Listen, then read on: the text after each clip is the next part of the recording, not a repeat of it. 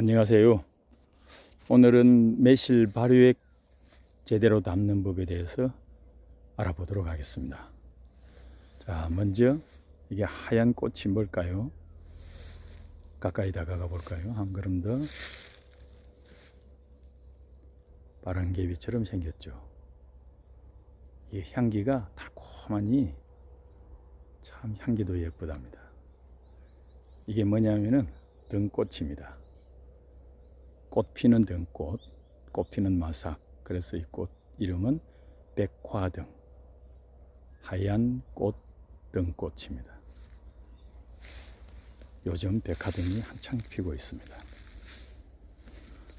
자, 그러면은 매실 나무가 있는 쪽으로 가볼까요? 매실 발효액은 담는 시기가 중요합니다. 언제 담냐면은 망종절기인 6월 6일 이후에 담아야 합니다. 왜냐 그러면은 그 이전에는 매실이 제대로 익질 않았기 때문에 시안 성분이라 하는 독성이 매실 열매에 있거든요. 그래서 6월 6일이 지나고 담그는 게 좋습니다. 매실이 익으면은 색빛깔도 노랗게 되고 향기도 달콤하니 되기 때문에 훨씬 발효액이 맛도 있고 영양가도 충분해집니다.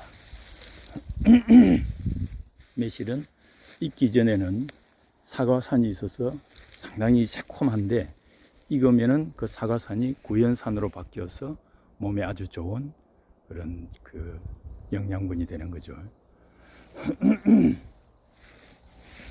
그래서 6일 이후에 담그는데 먼저 설탕을 재워야죠.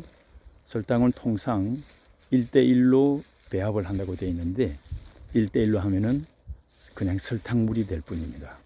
왜냐 그러면은 매실에는 매실 씨무게도 있고 과즙의만 있는 게 아니고 과육의 무게도 있죠. 그러면은 매실 10kg의 과즙은 기껏해야 한 7kg 정도 나오겠죠. 그런데 설탕을 10kg로 해가 담가버리면은 당도가 57, 8%가 나옵니다. 당도가 57, 8%라는 것은 무엇을 의미하냐 그러면은 설탕의 당도가 높아서 삼투압 현상이 아주 강하기 때문에 발효를 일으키는 미생물들이 생육하지를 못합니다. 그래서 발효가 전혀 일어나지 않는 거죠. 그래서 설탕물이 될 뿐입니다. 따라서 매실 10kg에는 설탕은 7kg 정도만, 아무리 많아도 7kg만 담그는 게 좋습니다. 설탕은 백설탕과 황설탕과 흑설탕이 있죠. 이 중에서 어떤 설탕이 좋으냐면은 가성비를 따질 때는 백설탕이 좋습니다. 설탕을 만드는 과정은 처음에 백설탕이 나오고 그 다음에 황설탕이 나오고 마지막에 캐러멜 색소를 입혀서 흑설탕이 되거든요. 그러니까 되도록 다른 색소를 입히지 않은 백설탕이 순도도 99.9%로 높고 공정이 적기 때문에 가격도 저렴하기 때문에 백설탕이 가성비가 제일 좋은 상황입니다. 그래서 70%의 설탕을 넣고 그릇에다가 매실과 버무릴 때 되도록이면은 한 곳에 몰리지 않게 설탕이 골고루 묻혀주는 게 좋습니다.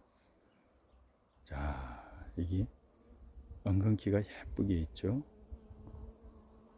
엉겅퀴의 색상이 너무 이쁩니다. 그래서 골고루 섞어서 설탕을 넣고는 제일 위에는 설탕을 도포를 합니다. 그렇게 해서 한 3일 정도 지나면은 액이 나오기 시작하겠죠. 액이 나오면은 이때 중요합니다. 아래 위로 하루에 최소한 한 번씩 저어줘야 됩니다. 설탕이 밑에 굳어서 깔려 있으면은 제대로 발효가 일어나지도 않고 과발효가 일어나게 됩니다. 그래서 하루에 한 번씩 아래 위로 매실과 설탕을 저어주어서 공기가 제대로 유입되도록 해야 됩니다. 요 용기에는 비닐을 덮어서 공기를 차단시키지 말고 공기가 통하는 천이나 한지 같은 걸 덮어서 공기가 잘 유통되도록 하는 게 맛있는 액기스를 담글 수 있는 요령입니다.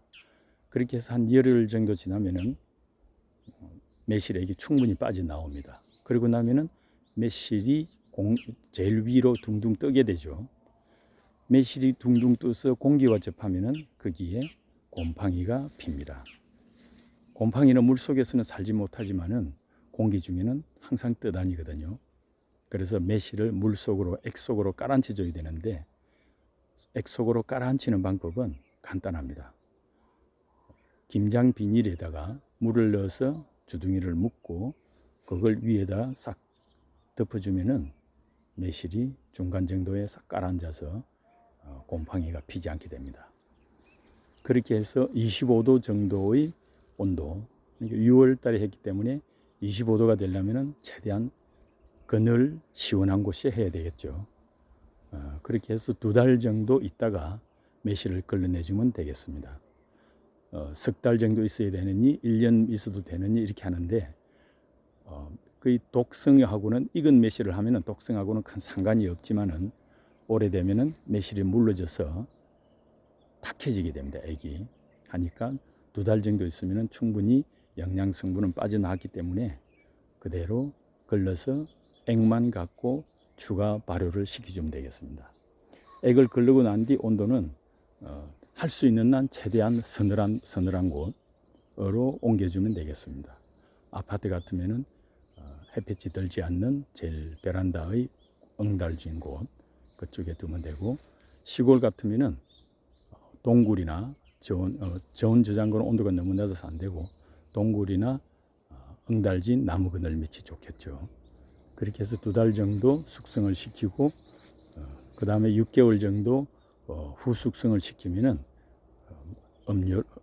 그걸 음용해도 되겠습니다. 지금 이제 그냥 설탕은 천연식품이지만 가공 과정에서 이게 이당이 됩니다. 이당이라는 소리는 뭐냐면은 우리 몸에서 흡수될 때 단당으로 분리하기 위해서 몸속의 미네랄이나 여러 가지 효소들이 소모가 되거든요. 근데 발효액을 담그면은 미생물들이 이당을 단당으로 분해시켜 줍니다. 그래서 발효액으로 우리가 음용을 하면은 굳이 미네랄이나 효소가 추가적으로 소모되지 않고 흡수가 되기 때문에 발효액이 몸에 좋다는 겁니다. 그렇기 때문에 이렇게 이당이 단당으로 분해되는 기간은 6개월 정도면 충분히 되고 1년이면은 100% 단당으로 분해가 됩니다. 그렇기 때문에 6개월 정도 지나면은 마음 놓고 안심하고 드셔도 되고, 대신 뭐 5년이나 10년 오래될수록 더 좋다 하는 말은 맛이 깊어지고 올리고당이 소량 생성될 정도뿐 그런 의미가 있는 거지, 영양가가 높아진다든지 뭐 그런 추가적인 의미는 없습니다. 그래서 괜히 비싼 돈 주고 5년짜리 발효액을 사 먹는다든지 그럴 필요는 없겠죠. 오히려 미생물이 살아있는 정도 같으면은 6개월에서 1년 사이에 있는 발효액이 오히려 미생물이 살아있는 그런 생생한 발효액이라 할 수 있겠습니다. 자, 오늘은 발효액에 대해서 살펴보았는데, 다른 재료를 이용한 발효액도 여기에 준해서 어떤 재료의 저백과 설탕을 1대1로 해서 그렇게 담궈 주시면 아주 맛있고 몸에도 좋은 발효액이 완성될 수 있습니다. 네, 고맙습니다.